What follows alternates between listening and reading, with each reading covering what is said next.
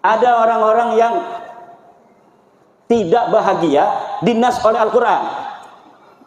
Coba baca dalam Al-Quran, ada orang-orang yang dinas oleh Al-Quran tidak akan bahagia. Satu, la yuflihul kafirun, la yuflihul zalimun, la yuflihus sahirun. Tidak akan bahagia orang-orang yang kafir, tidak akan bahagia orang-orang yang zalim, tidak akan bahagia orang-orang tukang sihir, tukang merubah sejarah. Sihir itu, sahir itu tukang merubah sejarah, menina bobokan pikiran orang untuk tidak sesuai dengan yang sebenarnya, merubah-rubah sejarah Indonesia yang merdeka oleh Insinyur Soekarno, oleh Mbah Hasyim Asy'ari, Mbah Wahab Hasbullah, Bisri Sansuri, ulama-ulama Nusantara, pejuang-pejuang Nusantara, sekarang dirubah katanya hari penetapan 17 Agustus 45 oleh Habib. Ini perubahan. Tidak ada dalam sejarah masa lalu. Tidak ada di dalam kemerdekaan kita, di dalam merebut kemerdekaan dari penjajah Jepang, dari penjajah Belanda. Cerita orang-orang Habib-Habib berjuang untuk NKRI teu aya ora ono. Tapi hari ini sejarahnya ditulis seperti itu. Apakah orang-orang Sendang Agung akan membiarkan sejarah leluhurnya di masa lalu dirubah oleh orang-orang zalim, oleh tukang-tukang sihir, menyihir dengan merubah sejarah? Itu lebih kuat daripada melet perempuan. Mana? PW ini ajian peletnya udah dikasih, jangan macam-macam. Melet perempuan itu paling manfaatnya untuk dirinya dan mafsadatnya untuk perempuan yang dipelet itu. Tapi kalau merubah sejarah, memelet sejarah, mensihir sejarah, 7 turunan bahkan sampai kiamat kita akan dijajah oleh yang merubah sejarah kita. Ketika mereka di zaman-zaman membutuhkan tenaga, membutuhkan darah, membutuhkan perjuangan, membutuhkan pasukan, di mana mereka tidak ada yang mengirimkan pasukan. 10 November 1945 yang datang ke Surabaya untuk menyerahkan nyawa adalah orang-orang Madura, orang Surabaya, orang Trenggalek, orang Kebumen, orang Pasuruan dan sekitarnya, orang Gresik, orang Jember. Tidak ada dari orang-orang selain nama-nama Jawa dan nama-nama Islam yang asli dari Jawa yang ikut bertempur. Tapi setelah itu hari ini mereka membuat sejarah bahwa katanya leluhur mereka yang menentukan tanggal 17 Agustus sebagai hari proklamasi. Mereka menulis sejarah bahwa sesungguhnya mereka adalah orang-orang yang di balik layar kemerdekaan Indonesia. Pejuang itu di depan layar, bukan di balik layar. Di balik layar itu kedustaan dan kebohongan. Tidak ada pejuang di balik layar. Pejuang itu harus di depan layar. Seperti Kiai Zainun membuka pondok ini dengan kakaknya Kiai Fatah Hasan yang luar biasa, doanya sampai menembus langit tadi, mendoakan kita semua yang hadir. Itu ibu-ibu lagi didoain oleh Kiai Fatah Hasan. Semoga ibu-ibu banyak duitnya itu. Ibunya diem aja makan snack. Padahal lagi didoain kaya raya.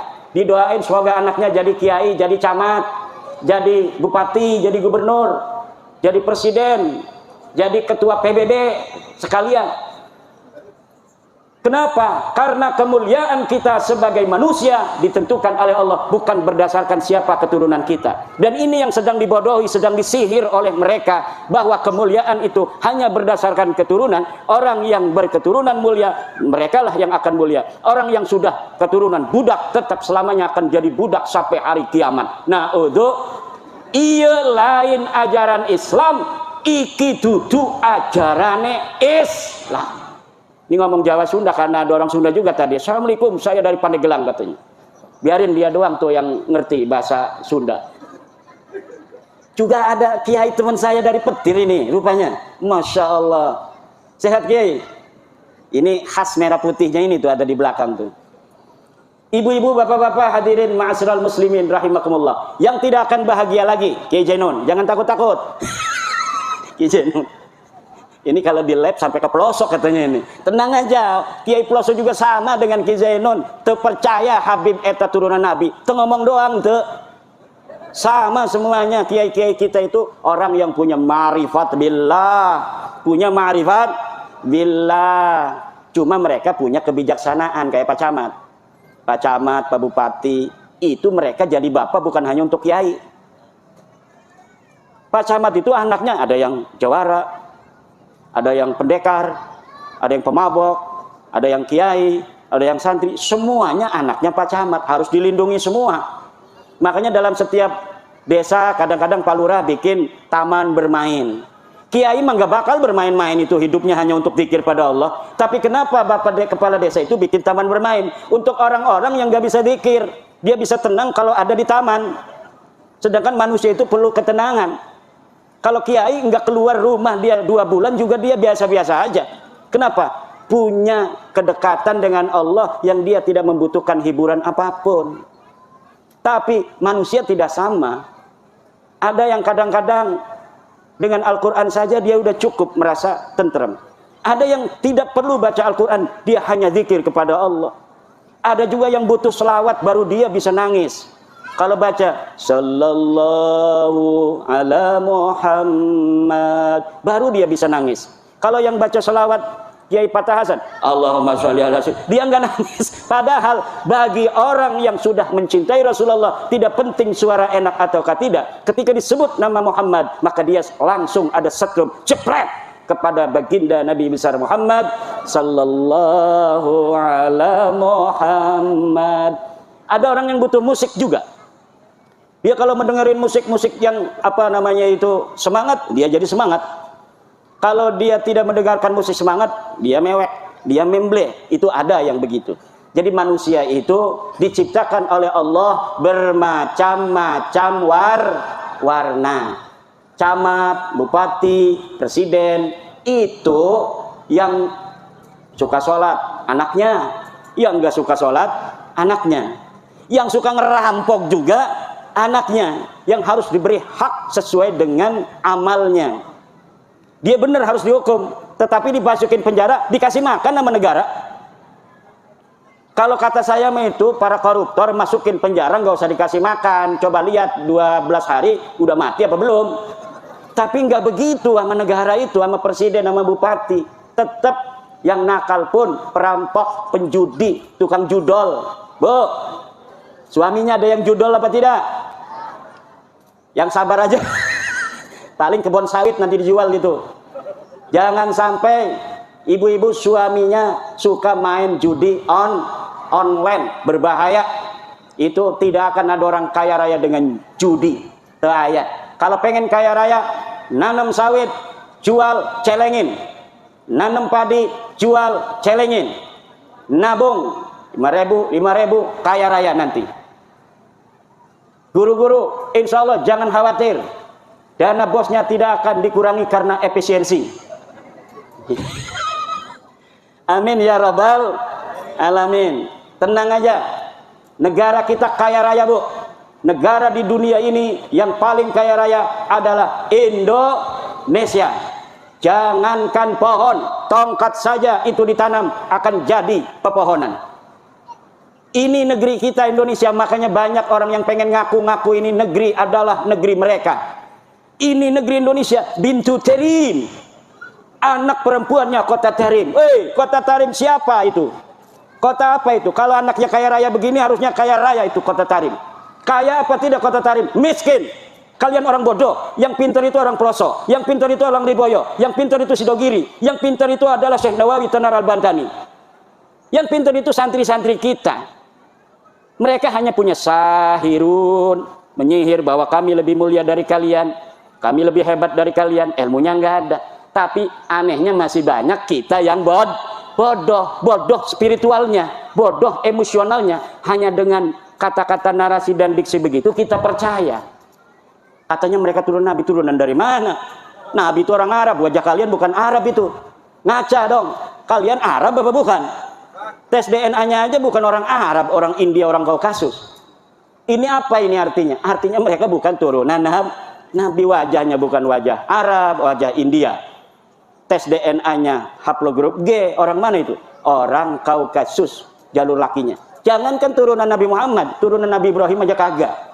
Kalau orang Indonesia ini, kemungkinan besar adalah keturunan dari baginda Nabi besar Ibrahim alaihis salam. Ini Bapak kenapa ngentul-ngentul begini? Setuju? Bapak-bapak setuju nggak saya ngomong begini? Ini yang pakai merah putih setuju nggak Kiai? Tapi lanjut-lanjut udah jam 12. Karena apa? Yang paling penting acara khataman begini anak-anak kita yang tampil. Betul, Bu? Anak kita tadi coba. Saya itu ingat anak saya semalam tampil khataman juga. Direkam sama santri saya, dikirimin. Yang satu laki-laki nganceng, dipanggil tuh kabur dari panggung. Yang satunya lagi assalamualaikum doang begini aja. Salah. Pas saya lihat ini anak dua ini, ya Allah luar biasa. Padahal namanya sama dengan nama anak saya, Nabila. Nama anak saya Nabila juga. Tapi dia udah punya suami, punya pesantren. Kalau yang satunya adiknya, ini suruh semalam kabur dari panggung. Kakaknya juga, dulu kakaknya yang sekarang sudah kuliah, umur 5 tahun, suruh tampil juga begini. Maju kabur juga. Masya Allah. Nah makanya tadi anak siapa itu yang mau tampil begitu? Itu sudah anugerah minallah, fadlun azimun. Mudah-mudahan saja dia nanti sampai besar menjadi harapan ibunya, harapan bapaknya, kebanggaan gurunya, dan akan bermanfaat untuk agama, bangsa, dan negara. Amin. Tapi ibu-ibu kalau punya anak kayak anak saya itu, jangan putus asa. Jangan putus asa. Terus saja berdoa. Mudah-mudahan saja anak yang kabur dari panggung itu nanti jadi macan panggung. Kenapa? Karena kalau masih kecil begitu masih banyak kesempatan. Anak saya yang sekarang kuliah itu kecilnya begitu, tapi sekarangnya alhamdulillah. Matan takrib tamat, Fathul Qorib tamat, Sarah Hikam tamat. Sekarang lagi Fathul Mu'in baca sendiri. Lah, jadi apa? Apapun yang terjadi dengan anak kita ketika masih kecil, nakal kayak setan, kayak dajjal nakalnya.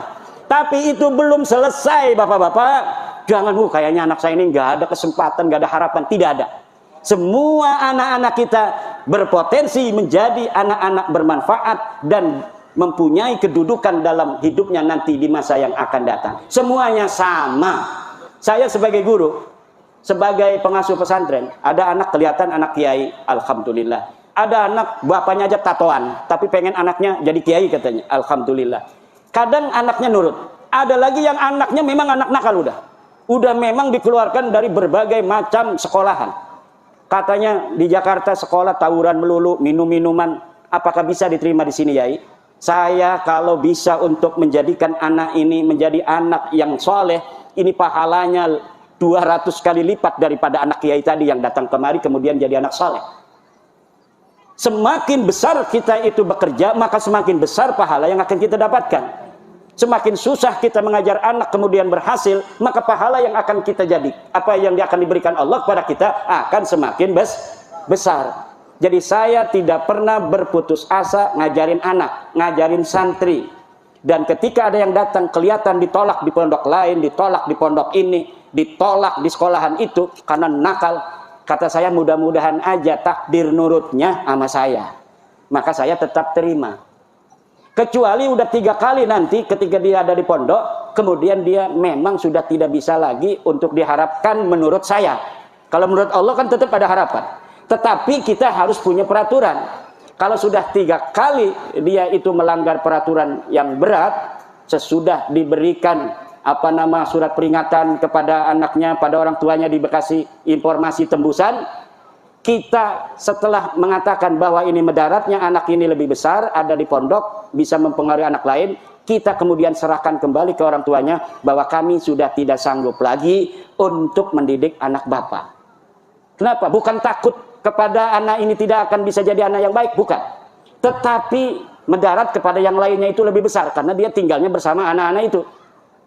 Tapi jangan putus asa wahai bapak, jangan putus asa wahai ibu. Anak bapak dan ibu ini bukan berarti ini sudah ditakdirkan Allah menjadi orang yang tidak manfaat.